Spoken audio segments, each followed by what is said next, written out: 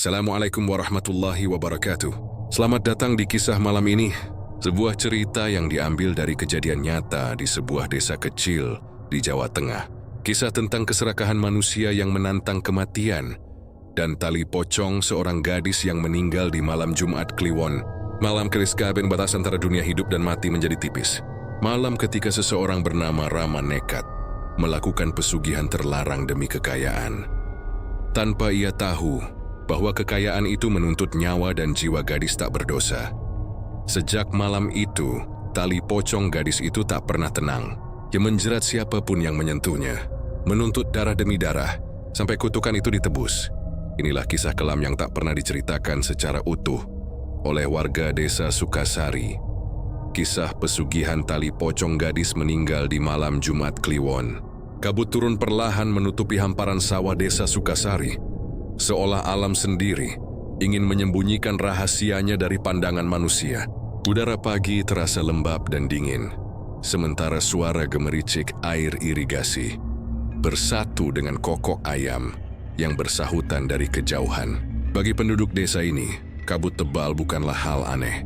Tetapi ada keyakinan turun-temurun bahwa setiap kabut pekat menandakan arwah gentayangan sedang berkeliaran, mencari sesuatu yang belum selesai di dunia. Di antara rumah-rumah bambu yang berdiri sederhana, tinggal seorang pemuda bernama Rama. Hidupnya pas-pasan. Setiap hari ia mendorong gerobak kecil berisi termos kopi dan roti pisang, berkeliling ke pasar dan sawah, menawarkan dagangan dengan senyum lelah. Ia hidup bersama ibunya, Mak Narti, seorang janda tua yang sakit-sakitan. Rumah mereka berdiri di pinggir desa, dekat hutan bambu, yang dipercaya sebagai tempat bersemayamnya makhluk tak kasat mata. Setiap malam, suara desir bambu sering terdengar seperti bisikan. "Rama, Rama." Bunyi gesu lirihnya, hingga kadang ia tak tahu apakah itu suara angin atau sesuatu yang lain. Namun malam itu berbeda. Saat kabut mulai menelan seluruh desa, Rama melihat bayangan seseorang di antara rumpun bambu, tinggi, berambut panjang, mengenakan kain putih lusuh. Ia memejamkan mata, menepis pikiran buruknya. Cuma bayangan, gumamnya. Tapi sejak saat itu hatinya terus diliputi rasa gelisah yang tak bisa dijelaskan. Kehidupan di Sukasari sebenarnya damai, namun di balik ketenangan itu tersembunyi legenda yang ditakuti semua orang tua. Dulu ada seorang gadis cantik bernama Sari, anak dari keluarga terpandang di desa. Dia meninggal mengenaskan pada malam Jumat Kliwon, setelah jatuh ke dalam sumur tua di tengah ladang.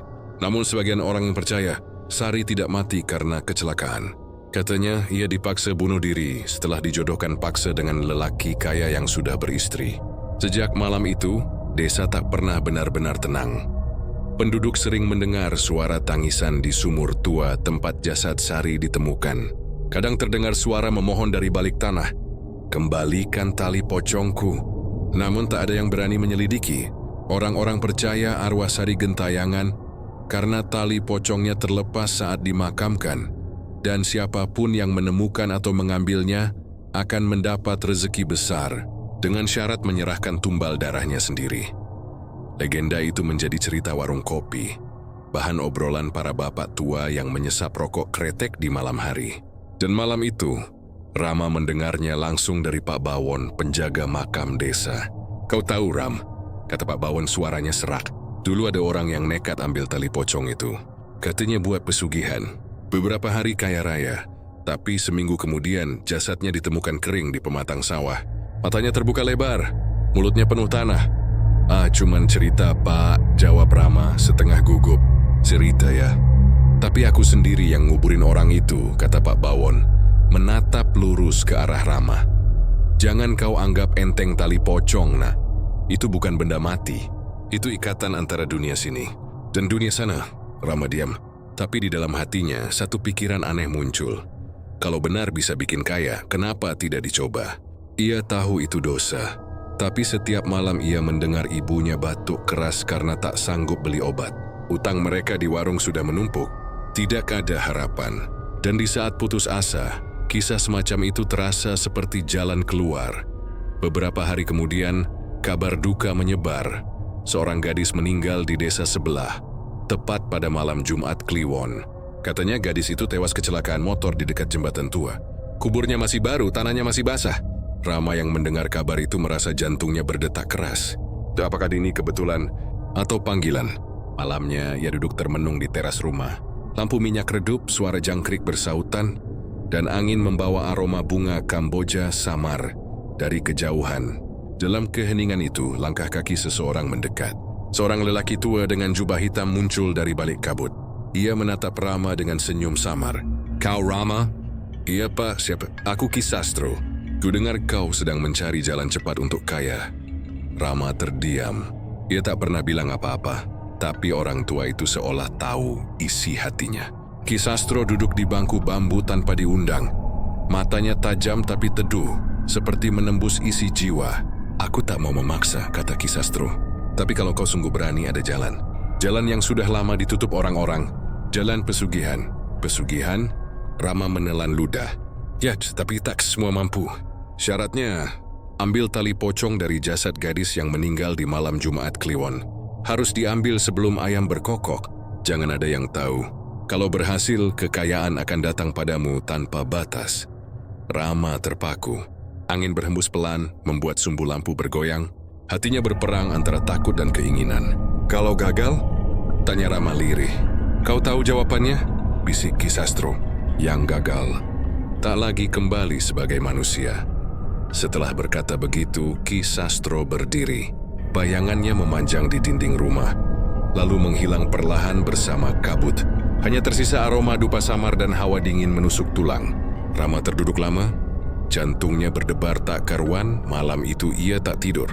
Pikirannya terus mengulang kata-kata Ki Sastro.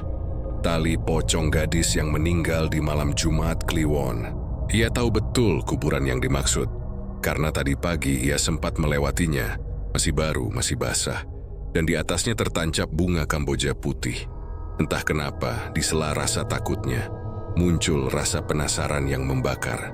Suara di kepalanya berbisik pelan seperti menggoda. "Hanya sehelai tali, hanya satu malam. Setelah itu kau tak akan miskin lagi." Dan di luar sana kabut semakin tebal. Suara bambu bergesekan seperti tawa halus perempuan muda. Rama menatap gelap malam. Sementara di kejauhan terdengar suara gong kecil berdentang 3 kali. Pertanda malam Jumat Kliwon telah tiba. Ia belum tahu, malam itu adalah awal dari kesepakatan paling kelam dalam hidupnya. Sebuah perjanjian yang tidak akan pernah bisa ia batalkan. Bahkan setelah nyawanya sendiri berhenti bernafas. Malam merambat perlahan di desa Sukasari. Kabut tipis masih menggantung di antara rumpun bambu. Setelah pertemuan aneh dengan lelaki berjubah hitam itu, Rama tidak bisa memejamkan mata. Kata-kata Ki Sastro terus bergaung di kepalanya. "Ambil tali pocong gadis yang meninggal di malam Jumat Kliwon sebelum ayam berkokok." Rasa penasaran bercampur ketakutan. Tapi semakin ia mencoba melupakannya, suara di dalam dirinya semakin kuat. Seolah ada sesuatu yang berbisik dari balik kegelapan. "Kau hanya butuh satu langkah untuk mengubah nasib." Pagi menjelang, tapi matahari seakan enggan menembus awan. Rama berangkat menjual kopi, tapi pikirannya kosong. Setiap orang yang ia temui seolah memandangnya aneh. Dia merasa diawasi, entah oleh manusia, entah oleh sesuatu yang lain. Siangnya, di warung Mak Mulyani, ia mendengar kabar dari seorang petani. Tahu nggak, makam gadis yang meninggal Jumat Kliwon kemarin itu dekat Sungai Timur. Malam tadi ada yang lihat asap keluar dari sana. Rama terdiam. Tangannya bergetar. Ia menelan ludah. Itu pertanda tempat yang dimaksud Ki Sastro memang ada. Sore itu, Rama memberanikan diri menuju sungai di timur desa. Jalan setapak yang dilaluinya terasa asing. Padahal ia pernah lewat berkali-kali. Pepohonan tampak lebih gelap dari biasanya. Burung-burung terbang terburu, seolah menghindari sesuatu. Di tepi sungai berdiri gubuk tua beratap rumbia. Disitulah Ki Sastro tinggal. Suasana di sekitar gubuk itu sunyi. Hanya terdengar gemericik air dan suara kodok bersahutan. Rama meneguk ludah, mengetuk pintu pelan. "Ki Sastro, saya Rama. Yang kemarin malam tak ada jawaban. Tapi dari dalam gubuk tercium bau kemenyan." Perlahan pintu berderit terbuka sendiri, menampakkan ruangan penuh benda aneh. Tengkorak ayam, kendi tanah liat, dan cermin retak di atas meja. Di tengah ruangan Ki Sastro duduk bersila, matanya tertutup, asap dupa mengepul di sekelilingnya. "Kau datang," katanya tanpa membuka mata. "Aku sudah tahu." Rama merinding. Dia menunduk mencoba menahan suaranya agar tidak gemetar. Saya ingin tahu caranya. Soal pesugihan itu." Ki Sastro membuka matanya perlahan. Tatapannya tajam tapi tenang. "Kau benar-benar siap? Ini bukan permainan. Sekali kau melangkah, tak ada jalan pulang." "Saya siap, Ki. Saya cuma ingin ibu saya sembuh. Saya ingin keluar dari kemiskinan." Dukun tua itu tersenyum samar. Dia berdiri, mengambil sebuah kendi dari pojok ruangan dan menuang cairan hitam pekat ke tanah. Asap tipis keluar dari tanah dan aroma besi memenuhi udara. "Dunia ini punya dua sisi, Rama. Satu yang terlihat, satu yang tak. Kau ingin menyeberang ke sisi lain, maka kau harus membayar dengan sesuatu yang hidup." Rama menelan ludah. "Apa yang harus saya lakukan?" "Datanglah malam ini.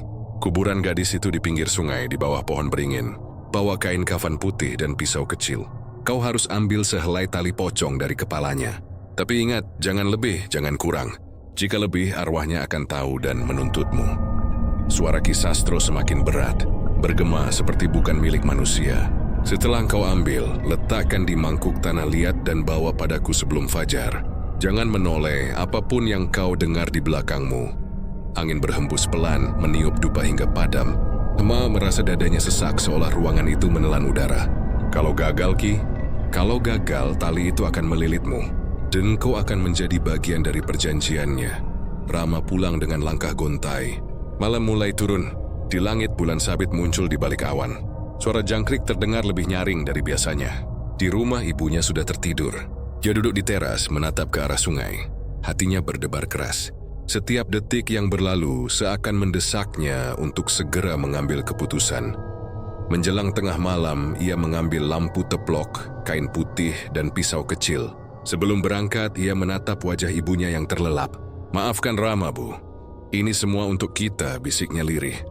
Langkah kakinya pelan menembus kabut. Jalan menuju kuburan terasa semakin panjang. Setiap kali ranting patah, hatinya bergetar.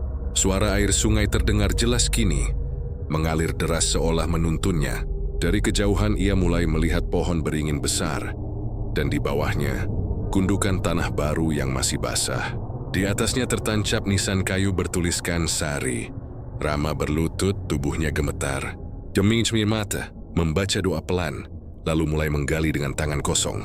Tanah lembab menempel di jemarinya, aroma anyir mulai tercium. Tak lama, kain kafan putih terlihat samar. Ia mengusap keringat di wajahnya, lalu dengan tangan bergetar, mengiris sedikit bagian tali di kepala jasad itu. Begitu talinya terlepas, angin berhembus kencang. Lampu teploknya padam. Dari dalam liang terdengar suara lirih. "Kembalikan." Rama membeku. Jantungnya berdetak keras tapi ia tak berani menoleh. Ia segera berlari, membawa potongan tali itu erat-erat di genggamannya. Namun langkahnya terasa berat, seperti ada yang menarik dari belakang. Suara ranting patah, lalu hembusan angin dingin menyapu tengkuknya. "Kembalikan taliku." Rama menjerit dan berlari sekuat tenaga. Tapi meski ia sudah jauh, suara itu terus mengikuti, pelan berulang-ulang menyebut namanya. Saat ia sampai di tepi sungai, napasnya tersengal. Ia membuka genggamannya. Tali putih itu kini basah dan dingin, seolah hidup. Dari kejauhan di balik kabut, bayangan Ki Sastro berdiri diam di tepi sungai, menatapnya. Dan di balik punggung Rama, sesuatu bergerak di antara pepohonan. Langit malam itu seperti lembaran hitam yang robek di beberapa sisi, menampakkan sedikit cahaya bulan yang pucat. Angin dari arah sungai membawa aroma basah dan dingin menusuk tulang. Di kejauhan suara anjing melolong panjang, seolah menyambut kedatangan sesuatu yang tak kasat mata. Rama berjalan pelan di jalan setapak menuju pemakaman. Di tangannya lampu teplok kecil bergoyang, cahayanya menari di atas rumput liar. Setiap langkah terasa berat. Dia tak tahu apakah tubuhnya menggigil karena dingin, atau karena rasa takut yang menggigit sampai ke tulang. Bayangan Ki Sastro terus terngiang di benaknya. "Jangan menoleh, jangan bicara. Ambil hanya tali itu. Kalau kau melanggar satu saja, dia akan datang menjemputmu." Tiap kali mengingat kalimat itu, tengkuk Rama terasa seperti disentuh jari-jari dingin. Tapi rasa ingin cepat kaya telah menutup seluruh logika dan iman dalam dirinya. Ia hanya ingin satu hal, uang dan kesembuhan ibunya. Pemakaman desa Sukasari berada di tengah hutan bambu, dikelilingi kabut pekat. Seterama tiba, waktu menunjukkan lewat tengah malam, suara jangkrik lenyap, digantikan kesunyian yang terlalu sempurna. Ia bisa mendengar detak jantungnya sendiri. Di bawah pohon beringin besar, tampak gundukan tanah baru. Di atasnya tertancap nisan kayu dengan tulisan samar, Sari binti Kaslan, wafat malam Jumat Kliwon. Rama berhenti. Tangannya gemetar memegang lampu. Enggak apa-apa. Cuma tanah, cuma tali. Gumamnya menenangkan diri. Tapi matanya menatap nisan itu lama. Dan untuk sesaat, ia merasa seperti ada yang menatap balik dari bawah tanah. Ia meletakkan lampu di samping kuburan, lalu mulai menggali dengan tangan kosong. Tanah masih lembab, mudah diangkat. Tapi setiap genggamannya membuat dada Rama semakin sesak. Setelah beberapa menit, ujung kain kafan terlihat. Putihnya kini kekuningan oleh lumpur. Rama menahan napas, menunduk dan menarik pisau kecil dari saku. Saat pisau itu menyentuh kain, tanah di sekitarnya tiba-tiba bergetar halus. Burung gagak berterbangan dari atas pohon. Tapi Rama tak peduli. Ia mengiris pelan, mencari simpul tali di bagian kepala jenazah. Dalam remang cahaya, ia bisa melihat sedikit wajah gadis itu. Pucat, tenang, tapi bibirnya seperti tersenyum samar. Ia menelan ludah, menatap tali yang melingkari kepala. "Maaf, aku cuma butuh sedikit," ucapnya dengan suara bergetar. Pisau itu menggores tali. Seketika angin berhenti, udara membeku. Di telinganya terdengar suara lirih sangat pelan tapi jelas. "Kembalikan." Rama tersentak. Yui meloleh ke sekeliling, tapi tak ada siapapun. Hanya kabut yang semakin tebal menutup pandangan. Ia kembali menunduk, menyelesaikan potongan terakhir. Begitu tali itu terlepas, lampu teploknya padam dengan sendirinya. Gelap total. Lalu dari dalam liang terdengar napas berat, pelan tapi nyata. "Kembalikan taliku." Suara itu membuat darah Rama berhenti mengalir. Ia terjatuh ke belakang. Tangannya masih menggenggam potongan tali putih. Dari dalam lubang muncul tangan pucat penuh tanah, meraba udara. Rama berteriak lalu berlari sekuat tenaga tanpa menoleh ke belakang. Namun langkahnya tak semulus yang ia harapkan. Kakinya seperti ditarik oleh sesuatu dari bawah. Ia jatuh, lampu pecah, serpihan kacanya memantulkan cahaya bulan. Dalam cahaya redup itu, ia melihat sosok Sari berdiri di tepi kuburannya. Tubuhnya terbungkus kain kafan, wajahnya menganga, matanya kosong namun menatap langsung ke arah Rama. Dari sela bibirnya yang membusuk, terdengar lagi bisikan yang membuat jantung berhenti berdetak. "Tali milikku." Rama menjerit dan berlari tanpa arah. Kabut menutup pandangannya, tapi suara langkah mengejarnya di belakang. Setiap kali ia berlari, tanah seperti menghisap kakinya. Suara napas itu makin dekat. Ia bisa merasakan hawa dingin di tengkuknya. Seperti ada sesuatu yang mengikuti sangat dekat. Akhirnya, ia mencapai tepi sungai. Nafasnya terengah. Ia menatap tangannya. Potongan tali pocong itu masih di sana. Tapi kini basah, merah, dan terasa seperti berdenyut. Dari kejauhan, samar-samar ia melihat bayangan Ki Sastro. Berdiri di seberang sungai, diam memandangnya. "Bawa padaku sebelum fajar." Suara Ki Sastro menggema entah dari mana. Rama mencoba menenangkan diri, tapi tubuhnya menggigil hebat. Ia menatih ke arah kuburan, dan untuk sesaat, dia melihat sesuatu bergerak di antara kabut. Sosok pocong gadis itu melompat perlahan, mendekat ke arah sungai. Tanpa berpikir panjang, Rama menyeberangi sungai. Hampir terjatuh karena arus dingin yang menggigit. Ia terus berlari, menembus pepohonan, hingga tiba di depan gubuk Ki Sastro. Nafasnya tersengal, bajunya basah oleh keringat dan air sungai. Ia mengetuk pintu keras-keras. "Ki, saya sudah bawa. Tolong buka, Ki." Pintu terbuka perlahan. Ki Sastro berdiri di ambang pintu dengan wajah tenang. "Masuk cepat." Rama masuk menaruh tali itu di atas meja kayu. Ki Sastro menatapnya, lalu mengambil kendi tanah liat, menuangkan cairan hitam pekat di atas tali tersebut. Asap tebal keluar, disertai bau besi dan darah. "Bagus Rama, kau berhasil. Mulai sekarang rezeki akan datang tanpa henti. Tapi ingat, jangan lepaskan tali ini dari rumahmu.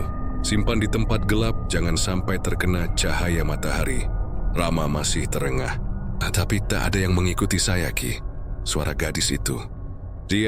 Ki Sastro menatapnya tajam. Itu hanya sisa ikatan. Jangan takut. Dia tak akan bisa menyentuhmu selama tali itu kau jaga. Tapi dalam hati Rama tahu, suara itu bukan sekadar bayangan. Ia bisa merasakan sesuatu masih menatapnya dari luar gubuk. Menunggu, bersembunyi di balik kabut. Dan ketika ia pulang menjelang fajar, seekor burung hantu melintas rendah di atas kepalanya, menjerit panjang. Rama menoleh sekilas, dan di kejauhan di bawah pohon beringin tempat ia menggali tadi, terlihat sosok gadis berambut panjang berdiri memandangi arah kepergiannya. Tubuhnya terbungkus kain putih, dan dari sela jemarinya yang panjang, ia menggenggam potongan kecil tali yang sama. Pagi itu matahari baru saja muncul di atas perbukitan, tapi rumah Rama terasa seperti masih terperangkap dalam kabut malam. Udara di dalam rumah dingin dan lembab. Di sudut ruangan, tali pocong yang dibungkus kain hitam tergeletak di atas lemari, seperti benda mati yang menyimpan sesuatu yang hidup. Rama belum tidur sejak pulang dari gubuk Ki Sastro. Matanya sayu, tapi hatinya berdebar aneh. Campuran antara takut dan penasaran. Ia menatap uang receh terakhir di tangannya, lalu menghela napas panjang. Kalau memang benar hari ini pasti ada keajaiban, gumamnya. Dan benar saja, keanehan itu mulai datang. Siang hari saat ia duduk di depan warung kopi, seorang pria datang menghampiri. Mas Rama, saya dengar rumahmu kosong satu kamar ya. Saya mau ngontrak, tapi bayarnya saya lunasi setahun. Rama mengerutkan dahi. Lunasi setahun? Pria itu mengangguk, menyerahkan uang tebal tanpa menghitung. Begitu uang berpindah tangan, angin berhembus pelan. Dari kejauhan terdengar suara lirih perempuan. Samar tapi jelas, aku bantu, jangan lupakan aku. Rama menoleh cepat, tak ada siapa-siapa, tapi bulu kuduknya langsung berdiri. Ia mencoba mengabaikan suara itu, memasukkan uang ke saku dan pura-pura tidak mendengar. Sejak hari itu rezeki seperti mengalir tanpa henti. Dagangan kecilnya laku keras. Ia dapat proyek dari tempat yang bahkan tak pernah ia lamar. Semua berjalan mulus, tapi ada sesuatu yang ganjil. Setiap malam, ia mendengar suara langkah di atap rumahnya. Kadang seperti seseorang berjalan pelan, kadang seperti ada yang melompat turun di halaman. Bau tanah basah dan bunga kamboja selalu muncul bersamaan. Ibunya yang sudah mulai sehat sering bertanya, Rama, siapa yang datang malam-malam? Ibu dengar ada yang mengetuk jendela. Rama hanya diam. Di kepalanya, wajah gadis pocong itu muncul berulang kali. Bibir pucatnya, matanya yang kosong, dan suara itu, taliku, masih bersamamu. Suatu malam, Rama terbangun karena suara seperti kain diseret. Dia menatap ke arah lemari tempat ia menyimpan tali itu. Kain hitam pembungkusnya bergerak sendiri, perlahan terbuka, seolah ada angin yang keluar dari dalamnya. Dari sela lipatan kain itu, tampak ujung tali pocong yang kini menghitam dan lembab, seperti baru saja dicuci dengan darah. Tiba-tiba pintu kamar berderit. Angin dingin menyusup masuk. Rama menahan napas. Dalam remang cahaya lampu minyak, ia melihat bayangan perempuan berdiri di sudut ruangan. Rambutnya panjang menutupi wajah. Tubuhnya gemetar seperti berdenyut. Dari celah rambut itu, bibirnya bergumam pelan. Kau sudah kaya, tapi aku belum tenang. Rama berteriak dan menyalakan lampu. Bayangan itu lenyap, tapi di lantai tempat ia berdiri, ada jejak tanah basah berbentuk kaki wanita. Ia berlutut, menatap tali pocong itu dengan rasa takut bercampur marah. Apa yang kau mau lagi? Aku sudah ambil sesuai ritualnya. Tapi tali itu hanya diam, seperti benda mati. Keesokan harinya Rama mendatangi lagi Ki Sastro. Yui bercerita tentang suara dan penampakan itu. Ki Sastro hanya tersenyum tipis, matanya redup. Dia terikat padamu. Kau mengambil bagian dari tubuhnya, jadi jiwanya ikut terbagi. Dia akan tenang kalau kau beri sesajen di kuburnya setiap malam Jumat Kliwon. Rama menelan ludah. Kalau tidak saya lakukan, maka dia akan mengambil kembali apa yang kau ambil darinya. Dengan caranya sendiri. Rama pulang dengan perasaan kacau. Malamnya, ia memutuskan mengikuti saran Ki Sastro. Dia menyiapkan bunga 7 rupa, segelas air putih, dan nasi kuning. Yuri berjalan ke pemakaman membawa semua itu. Angin malam menusuk tulang, kabut menutupi jalan. Saat tiba di kubur gadis itu, udara tiba-tiba berubah dingin ekstrim. Daun-daun bambu bergesekan seperti bisikan halus. Rama meletakkan sesajen di depan nisan dan berdoa cepat. Tapi sebelum ia sempat berbalik, tanah di bawah nisan bergetar. Dari bawah muncul tangan putih keluar, menyentuh pinggir piring sesajen, lalu menariknya perlahan ke dalam tanah. Rama membeku. "Ampun, aku cuma mau damai," bisiknya. Suara perempuan itu menjawab lirih, "Damai. Untuk siapa?" Rama langsung berlari tanpa menoleh. Tapi sejak malam itu, sesuatu berubah dalam hidupnya. Setiap kali ia mendapat uang banyak, uang itu selalu berbau busuk seperti bangkai. Kadang di pagi hari ia menemukan jejak kaki berlumpur di lantai rumah, mengarah ke kamar ibunya. Dan yang paling menyeramkan, ibunya mulai sering berbicara sendiri di tengah malam. "Nak, gadis itu cantik ya?" Dia sering duduk di dekat jendela tersenyum padaku.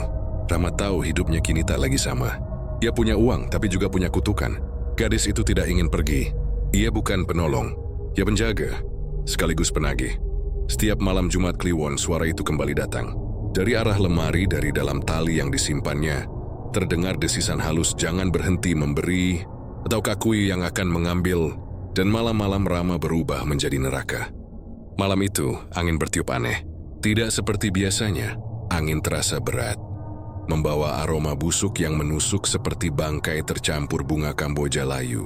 Langit gelap tanpa bulan, dan hanya satu-satunya lentera kecil di ruang tamu rumah Rama yang berani menyala. Rama duduk di depan meja kayu, menatap tumpukan uang hasil dagangannya hari itu. Uang itu tebal, tapi mengeluarkan bau aneh yang semakin lama semakin menyengat. Jemai memejamkan mata mencoba menenangkan diri. Namun tiba-tiba, dari arah dapur terdengar suara sendok jatuh. Teling Rama menoleh. "Bu," tak ada jawaban. Hanya suara langkah pelan, menyeret, mendekat. Ia berdiri. Langkah itu berhenti di balik tirai.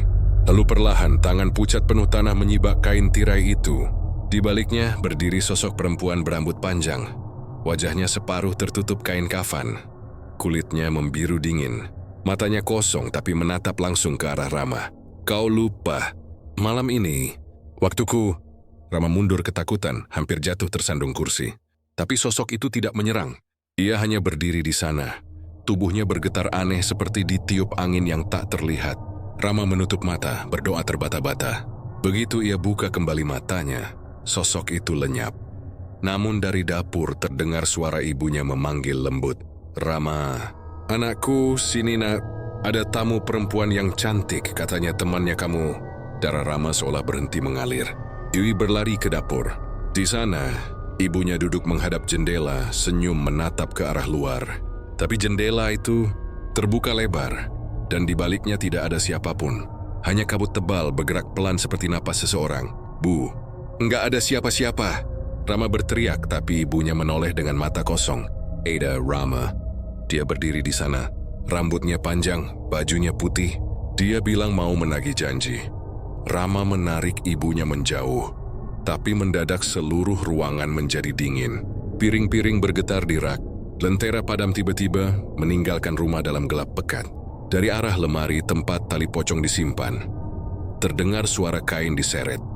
Lalu suara perempuan tertawa lirih. Bukan tawa gembira, tapi seperti tangis yang dipaksa menjadi tawa. "Kau sudah menerima bagianku. Kini aku menagih bagianku." Tali itu bergerak sendiri, merayap turun ke lantai seperti ular hidup. Rama terpaku. Ujung tali itu basah, meneteskan cairan merah gelap ke lantai. Dia berlari mengambil parang di dapur, tapi sebelum sempat mengayunkannya, tali itu melilit pergelangan kakinya. Rama jatuh keras ke lantai. Dia menjerit. Pona lepas sendiri, tapi tali itu semakin kuat, seperti tangan manusia yang menariknya. Dari dalam bayangan, muncul sosok gadis pocong itu sepenuhnya. Wajahnya pucat membiru, matanya cekung, tapi bibirnya tersenyum miring. "Kau ambil hidupku, sekarang giliranku mengambil milikmu." Rama berteriak menendang, dan berhasil melepaskan diri. Dia menyeret tubuhnya keluar rumah. Tapi suara langkah melompat-lompat mengikuti di belakang. Dag, dog, dog, seperti suara pocong melompat. Begitu ia menoleh, gadis itu sudah ada di belakangnya. Tubuhnya melayang. Kain kafannya bergetar diterpa angin yang tak ada. Rama berlari keluar rumah, menembus malam, menuju rumah Ki Sastro di tepi sungai. "Ki, tolong saya." Dia datang, Ki. Arwah itu datang menagih. Ki Sastro membuka pintu perlahan. Wajahnya tampak tenang tapi matanya gelap. Sudah waktunya, Rama. Aku sudah bilang setiap perjanjian punya bayaran. Apa maksudnya, Ki? Bukannya saya cuma harus kasih sesajen. Rama hampir menangis. Ki Sastro berjalan pelan ke tengah ruangan, mengambil kendi tanah liat, lalu melemparkannya ke lantai hingga pecah. Dari dalam kendi itu keluar asap hitam pekat, menyebar ke seluruh ruangan. Kau terlalu rakus, Rama. Kau ambil lebih dari yang seharusnya. Sekarang arwahnya menagih nyawa. Entah nyawamu atau nyawa orang yang paling kau sayangi. Rama terbelalak. Ibu, jangan. Namun sebelum ia sempat keluar, angin kencang menerpa. Asap itu membentuk wajah perempuan yang sama, tapi kini lebih menyeramkan. Mata hitam legam, mulutnya menganga lebar hingga rahangnya retak. Aku akan mengambil yang paling berharga bagimu. Rama menjerit dan berlari pulang secepat mungkin. Saat tiba di rumah, pintu rumah sudah terbuka lebar. Di dalam, ibunya terbaring di lantai. Matanya menatap kosong ke langit-langit, bibirnya tersenyum kaku. Di sampingnya, berdiri sosok gadis itu memegang ujung tali pocong. Menatap Rama tanpa berkedip. Kini kita star, Rama berlutut, menjerit sekuat tenaga. Tangisnya bercampur amarah. Ia memukul lantai, berteriak memanggil nama Tuhan. Tapi suara itu tenggelam oleh tawa lirih gadis itu yang menggema di seluruh rumah. Semua benda di sekeliling bergetar, lentera pecah dan udara berubah menjadi dingin seperti ruang mati. Ketika pagi datang, rumah Rama ditemukan kosong. Ibunya terbujur kaku, tapi Rama tak pernah ditemukan. Hanya ada satu hal tersisa di lantai rumah itu. Tali pocong yang kini berubah menjadi abu. Dan di dinding kayu, terukir tulisan samar dari darah. Jangan pernah ambil dari yang mati, karena yang mati pun bisa menagih. Dan sejak hari itu, warga desa Sukasari percaya, setiap malam Jumat Kliwon, di rumah tua milik keluarga Rama terdengar suara perempuan tertawa, dan tali putih menggantung di jendela, bergoyang sendiri meski angin tak bertiup.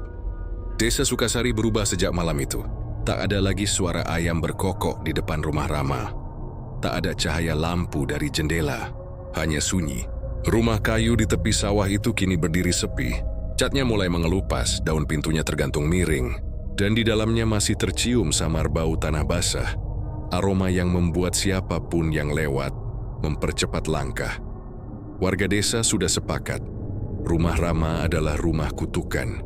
Tak ada yang berani mendekat. Apalagi setelah beberapa anak kecil mengaku melihat wanita berambut panjang duduk di jendela rumah itu setiap malam Jumat Kliwon. Katanya perempuan itu menatap ke arah jalan sambil memegang tali putih panjang, seperti sedang menunggu seseorang. Pada suatu sore, seorang pemuda bernama Bima, yang baru pindah dari luar desa, mendengar cerita itu di warung kopi. Masa iya? Cuma cerita orang kampung biar seru aja kali, ujarnya sambil tertawa. Namun tawa Bima tak diikuti oleh yang lain. Warga tua menatapnya serius. Pak Lurah menepuk bahunya, berkata pelan, "Anak muda, kalau kau sayang nyawamu, jangan pernah dekati rumah itu. Banyak yang coba masuk tak pernah kembali sebelum matahari terbit." Tapi rasa penasaran Bima justru semakin besar. Malamnya, ia memutuskan mendekati rumah itu sendirian. Bulan purnama menggantung tinggi, tapi sinarnya terasa dingin. Angin malam menghempas dedaunan, dan suara burung hantu terdengar dari kejauhan. Bima membawa senter kecil dan sebatang dupa, sekadar untuk menenangkan diri. Begitu melewati pagar bambu yang separuh roboh, udara di sekitar langsung berubah. Dingin, sunyi. Setiap langkahnya di atas daun kering terdengar seperti gema di dalam ruang kosong. Rumah itu tampak lebih besar dari yang ia bayangkan. Jendelanya gelap, tapi di salah satu kamar tampak cahaya samar seperti lentera tua menyala. "Siapa yang nyalain lampu itu?" gumamnya Tania mendekat perlahan. Bau bunga kamboja tercium makin kuat, disertai aroma anyir yang menusuk.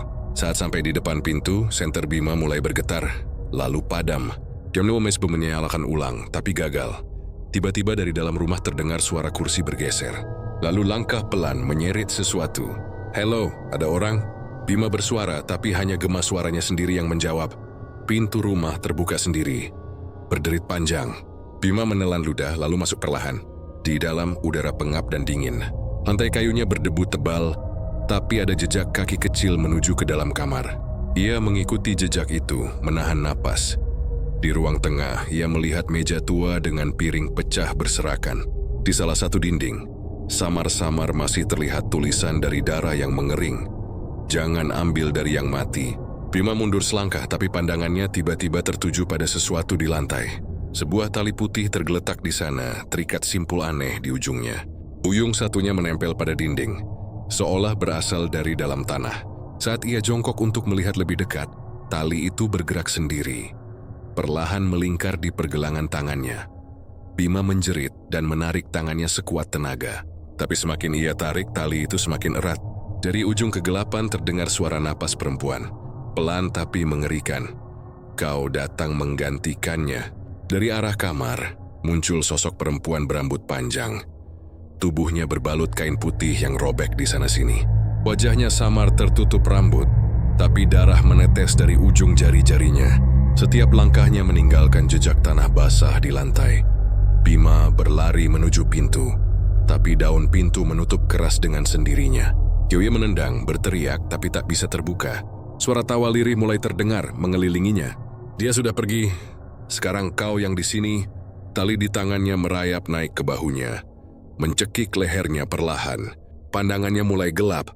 Di detik terakhir sebelum pingsan, Bima sempat melihat di sudut ruangan foto lama Rama dan ibunya tergantung miring di dinding, dan di baliknya terlihat bayangan seseorang berdiri. Pagi harinya, warga menemukan pintu rumah Rama terbuka lebar. Di dalam tak ada siapapun, hanya senter milik Bima tergeletak di lantai, masih menyala redup, dan di tengah ruangan tali putih itu kini tergantung di langit-langit. Ujungnya masih basah, meneteskan cairan merah. Pak Lurah yang datang bersama beberapa warga menatap ngeri. Dia sudah jadi bagian dari rumah itu. Gumamnya lirih. Sejak saat itu, rumah Rama benar-benar ditinggalkan. Warga membuat pagar bambu keliling, melarang siapapun lewat setelah maghrib. Tapi kadang, mereka masih mendengar suara seseorang memanggil dari dalam rumah itu. Suara lelaki muda meminta tolong, dan suara perempuan tertawa bersamaan. Setiap kali malam Jumat Kliwon tiba, jendela rumah itu terbuka sendiri. Di sana terlihat sosok wanita berpakaian putih memegang tali panjang, dan di belakangnya bayangan seorang pria berdiri diam. Tak ada yang tahu pasti siapa dia. Sebagian bilang itu arwah Rama. Sebagian lagi percaya rumah itu kini dijaga dua jiwa yang terikat oleh satu tali pesugihan, penyesalan dan kutukan yang tak pernah selesai.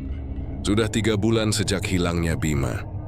Desa Sukasari kini benar-benar berubah. Malam di sana bukan lagi waktu untuk beristirahat.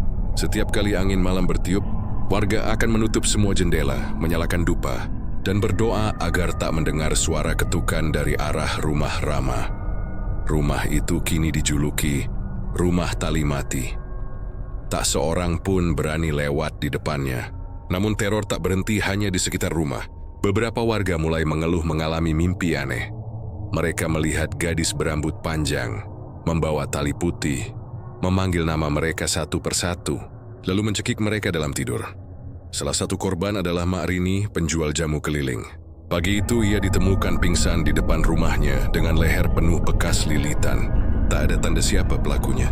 Hanya seutas tali putih kecil tertinggal di tanah. Warga ketakutan. Akhirnya mereka sepakat memanggil Ki Wiryo, seorang dukun tua dari desa seberang. Dikenal sebagai orang terakhir yang mampu menangani gangguan arwah tingkat tinggi. Malam itu, di balai desa, Ki Wiryo duduk bersila menghadap 4 penjuru. Wajahnya penuh keriput, tapi matanya tajam seperti sedang menatap sesuatu yang tak terlihat. Di hadapannya, Pak Lurah dan beberapa warga menunggu dengan cemas. Saya sudah dengar semua, ujar Ki Wiryo pelan. Teli pocong, gadis meninggal malam Kliwon, pesugihan. Ini bukan gangguan biasa. Ini ikatan jiwa yang belum putus. Pak Lurah menelan ludah. Apa masih bisa dihapus, Ki? Bisa, tapi aku harus melihat sumbernya. Langsung dari dalam rumah itu. Semua yang mendengar langsung pucat. Bahkan menyebut nama rumah itu saja membuat bulu kuduk berdiri. Tapi demi keselamatan desa mereka setuju. Malam Jumat Kliwon berikutnya, Ki Wiryo datang ke rumah Rama ditemani 4 warga. Pak Lurah, Udin, Karto, dan Darto. Mereka membawa obor dupa dan kendi air doa. Begitu melewati pagar bambu yang melingkar, udara langsung berubah dingin. Kabut turun perlahan menutupi jalan setapak. Rumah itu berdiri gelap, tapi jendelanya terbuka seperti mata raksasa yang mengintai mereka. "Jangan bicara kalau tidak perlu," kata Ki Wiryo. "Dan apapun yang terjadi, jangan menatap matanya kalau dia muncul." Mereka masuk perlahan. Lantai berderit di setiap langkah. Bau anyir bercampur dupa terasa menusuk. Di ruang tengah, Ki Wiryo menancapkan dupa lalu duduk bersila. Bibirnya mulai berkomat kamit membaca mantra. Angin mulai berputar di dalam rumah. Tirai bergerak sendiri, pintu bergetar. Tiba-tiba dari arah kamar terdengar suara tangis perempuan. Pelan, panjang, seperti datang dari bawah tanah. "Dia di bawah," gumam Ki Wiryo tanpa membuka mata. Pak Lurah menatap lantai. Dan benar, sebagian papan di tengah ruangan tampak terangkat sedikit, seperti ada sesuatu di bawahnya. Udin yang paling muda memberanikan diri membuka papan itu. Begitu papan diangkat, bau busuk luar biasa menyeruak. Di bawah lantai, mereka menemukan lubang kecil berisi tanah basah, dan di dalamnya, seutas tali putih terikat pada sesuatu yang menyerupai tulang manusia. Darto langsung mundur ketakutan. "Astagfirullah. Ini apa, Ki?" Ki Wiryo membuka matanya perlahan. Itu tali pesugihan. Rambut gadis itu dililit dengan tali pocongnya sendiri. Rama menguburnya di sini untuk memperkuat ikatan. Belum sempat mereka bereaksi, semua obor padam bersamaan. Gelap total. Lalu dari lubang itu terdengar napas berat. "Kau ganggu tempatku." Satu persatu mereka mendengar langkah berat seperti kain diseret. Udin menjerit pertama kali. Tubuhnya terangkat ke udara tanpa terlihat apa-apa, lalu terlempar ke dinding. Pak Lurah mencoba menyalakan obor, tapi obornya patah. Dalam remang cahaya terakhir, terlihat sosok gadis pocong itu berdiri di belakang Ki Wiryo. Wajahnya retak, matanya hitam penuh kebencian. "Dia janji akan bersamaku, tapi kalian datang memisahkan." Ki Wiryo mengangkat kendi air doa dan menyiram ke arah sosok itu. Airnya berubah menjadi uap mendesis begitu mengenai tubuh arwah tersebut.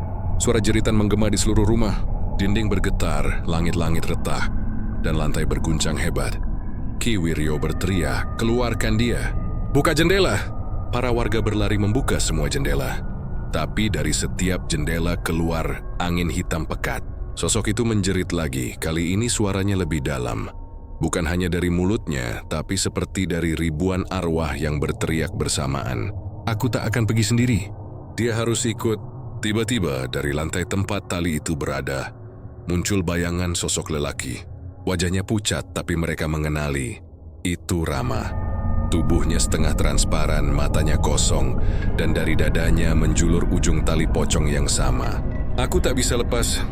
Dia milikku, aku miliknya." Ki Wiryo menatap dengan mata merah berair. "Kalian terikat dalam dosa yang sama. Tapi malam ini aku harus memutuskan kalian sebelum semuanya binasa." Ia menancapkan keris kecil ke tengah lubang dan membaca mantra panjang. Rumah bergetar hebat. Sosok gadis itu menjerit dan mencoba menarik Rama ke arahnya. "Jangan tinggalkan aku." Rama menatapnya dengan wajah putus asa. "Maafkan aku. Aku hanya ingin menyelamatkan ibu." Suara mereka bergema bersama. Lalu cahaya putih meledak dari dalam lubang. Semua warga terlempar keluar rumah. Kebiko Koborsi menyala lagi dengan sendirinya. Ketika mereka membuka mata, rumah itu terbakar dari dalam. Api menjilat dinding dan atap, tapi tidak terdengar jeritan lagi.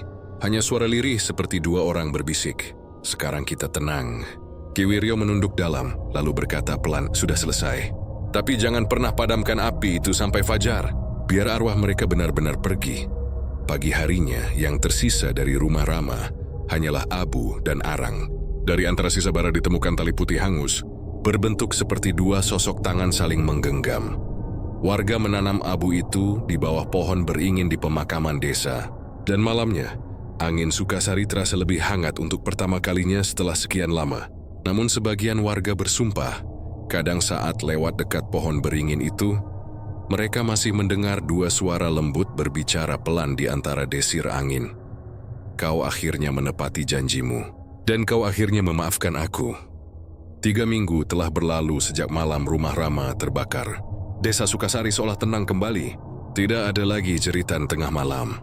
Tidak ada lagi kabut pekat yang menyelimuti jalanan. Anak-anak mulai bermain di luar, dan para ibu kembali menjemur pakaian tanpa rasa takut. Namun, bagi Ki Wiryo, kedamaian itu terasa aneh, terlalu cepat, terlalu sunyi. Jungnya tahu, bila sebuah pesugihan menggunakan nyawa manusia sebagai tumbal, energinya tak pernah hilang sepenuhnya. Apalagi bila tali pengikatnya belum musnah dengan sempurna. Suatu sore, Ki Wiryo kembali ke lokasi rumah Rama. Hanya puing-puing hitam yang tersisa, tapi dari bawah tanah itu masih keluar asap tipis berbau belerang dan melati busuk. Ia berlutut menancapkan tongkatnya dan memejamkan mata. Dalam keheningan itu terdengar suara perempuan berbisik di telinganya. "Kau pikir kau sudah memutus kami, tapi tali itu tidak terbakar." Ki Wiryo membuka mata dengan kaget. Tak ada siapa-siapa. Tapi di tanah abu itu terlihat seutas tali putih muncul perlahan dari abu. Utuh, berdebu, tapi masih memancarkan aura dingin. Menatilah mesinnya menegang. Astaga, tali itu masih hidup. Ia mencoba menyentuhnya dengan ujung tongkat, tapi begitu kayu menyentuh tali itu, ujung tongkatnya hangus terbakar sendiri. Sementara itu di sisi lain desa, kabar mulai beredar. Beberapa warga kembali mengalami mimpi buruk yang sama. Mereka bermimpi melihat Rama dan gadis pocong itu berjalan di pematang sawah. Tangan mereka saling menggenggam. Wajah mereka tenang, tapi di belakang mereka ada bayangan lain, tinggi, hitam, matanya merah menyala. Makrini yang dulu sempat menjadi korban lilitan tali putih, datang ke rumah Ki Wiryo dengan ketakutan. "Ki, tiap malam saya dengar suara langkah di belakang rumah. Kadang ada yang mengetuk jendela, tapi pas saya buka, hanya tali putih tergantung di sana." Ki Wiryo menatapnya dalam-dalam. "Tali itu sedang mencari pemilik baru." Makrini pucat pasi. "Pemilik baru? Yo, pesugihan yang belum tuntas akan mencari wadah berikutnya. Jika ada yang pernah bersentuhan dengan tali itu, atau bahkan hanya memikirkannya, ia bisa jadi sasaran." Malamnya, Ki Wiryo mengadakan ritual penutupan terakhir di bekas rumah Rama. Hanya ditemani Pak Lurah dan 2 orang warga berani. Mereka membuat lingkaran garam di sekeliling lokasi, menancapkan 7 batang dupa, dan menyiapkan kendi air doa. Tapi begitu tengah malam lewat, udara di sana tiba-tiba membeku. Dari tanah muncul asap hitam tebal, lalu terdengar suara langkah pelan. Bukan dari satu orang, tapi seperti puluhan kaki berjalan bersamaan. Dalam kabut itu perlahan muncul bayangan-bayangan wajah. Rama, gadis pocong, dan beberapa sosok lain yang tidak mereka kenali. Seperti roh-roh yang dulu ikut terikat dalam pesugihan. "Kau pikir bisa menghapus kami, dukun tua? Kami sudah jadi bagian dari tanah ini. Setiap malam Kliwon, tali ini akan mencari darah baru."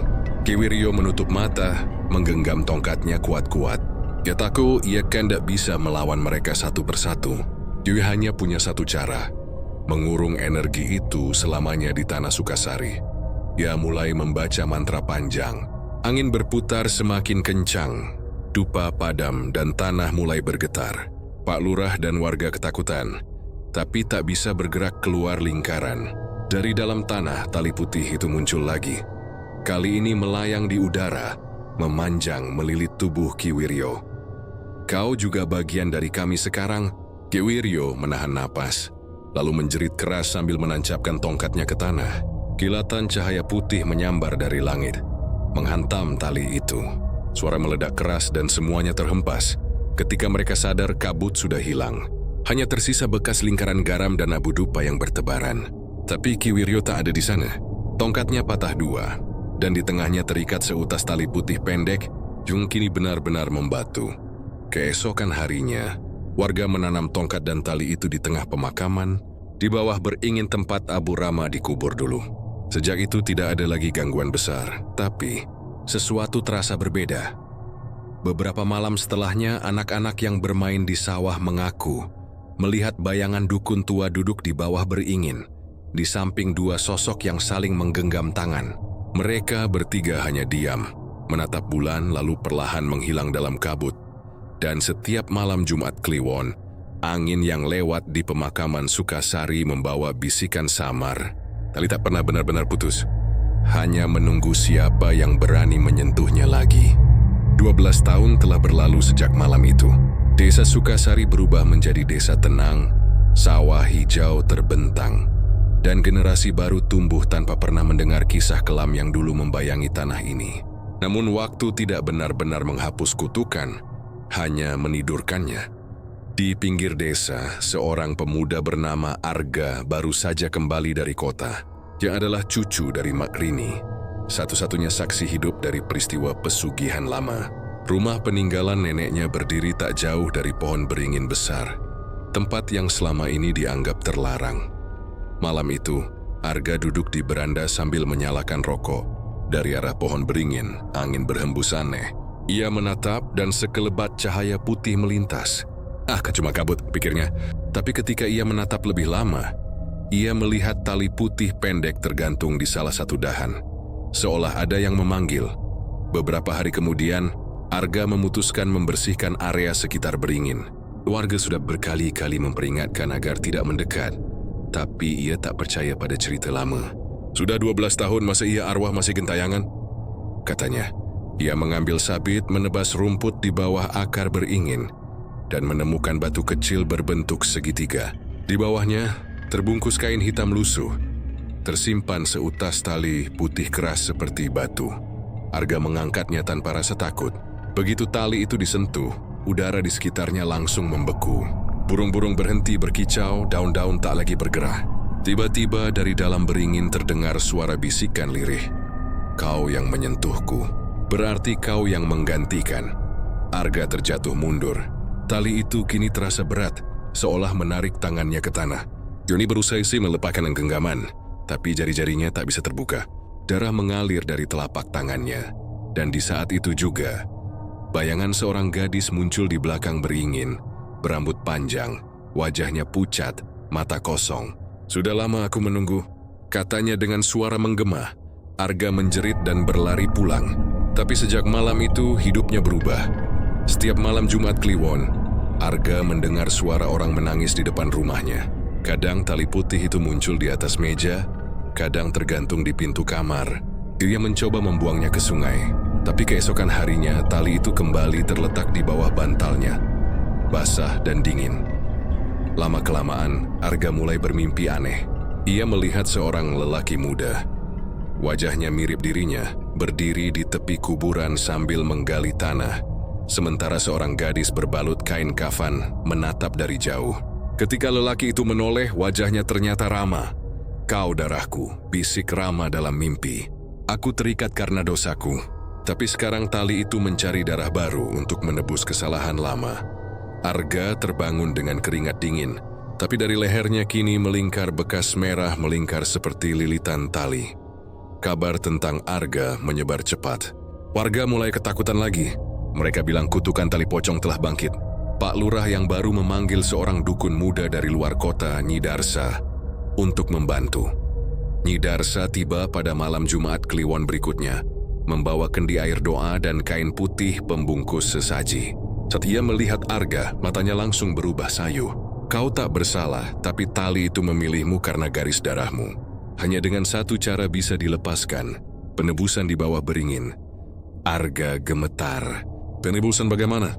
Kau harus mengembalikan apa yang dulu diambil oleh Rama, darah dan janjinya. Malam itu juga mereka menuju pohon beringin. Langit mendung, petir menggelegar, dan udara berbau melati menyengat. Nyi Darsa mulai membaca mantra, tapi angin tiba-tiba berputar kuat. Dari balik kabut muncul dua sosok, Rama dan gadis pocong.